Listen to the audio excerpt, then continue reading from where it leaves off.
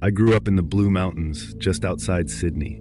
It's a quiet area, surrounded by thick bushland. My family had lived there for generations, and we'd always heard about strange sightings and rumors of big black cats roaming the mountains.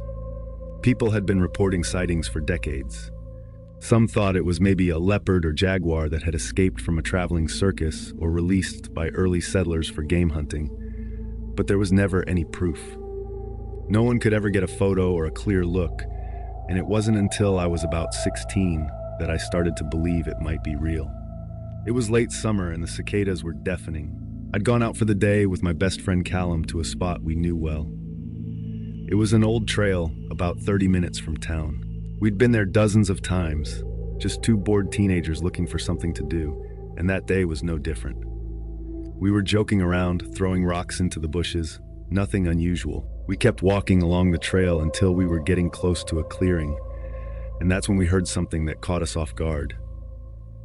At first, I thought it was a person because it sounded like a weird, dry cough. We both just froze. The bush around us felt really quiet, and an eerie feeling was creeping in fast. Then we heard it again, but this time louder. It was a distinct coughing sound, and it didn't sound like any animal I'd ever heard out here. I knew wild dogs roamed these parts, but this was totally different.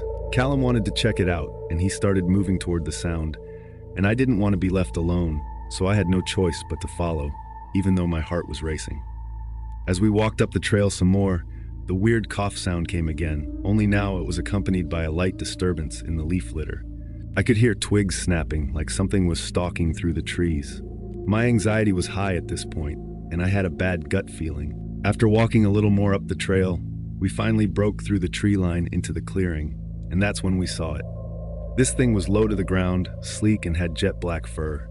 It was maybe 20 or 30 meters away, crouched in the shade of a eucalyptus tree.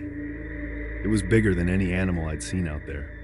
Its body rippled with muscle, and it had a real thick tail that flicked back and forth.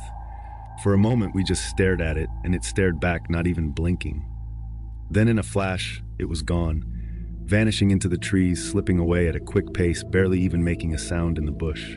We didn't wait around either and bolted back down the trail, not stopping until we reached the safety of the road. We were gasping for breath and had far too many things to say and thoughts rushing through our heads. It was a very strange day after that and took ages for our minds to stop racing and process things. Over the next few weeks, we told a few people, mainly our friends and family, but no one really believed us. Some laughed it off, others said it was just tall tales from two bored teens, but we knew what we saw. A few months had passed at this point when we got wind that an old farmer on the outskirts of town had lost a bunch of his sheep. They were mutilated in a strange way, and one of the carcasses was found high up in a tree, which is unheard of around here. None of our native animals do that. Of course, people tried to chalk it up to wild dogs, maybe even a pack of them, but when I heard the news, I got chills. I know what me and Callum seen that day. There's definitely something else out there still yet undiscovered, hunting and stalking its prey in the dense bushlands.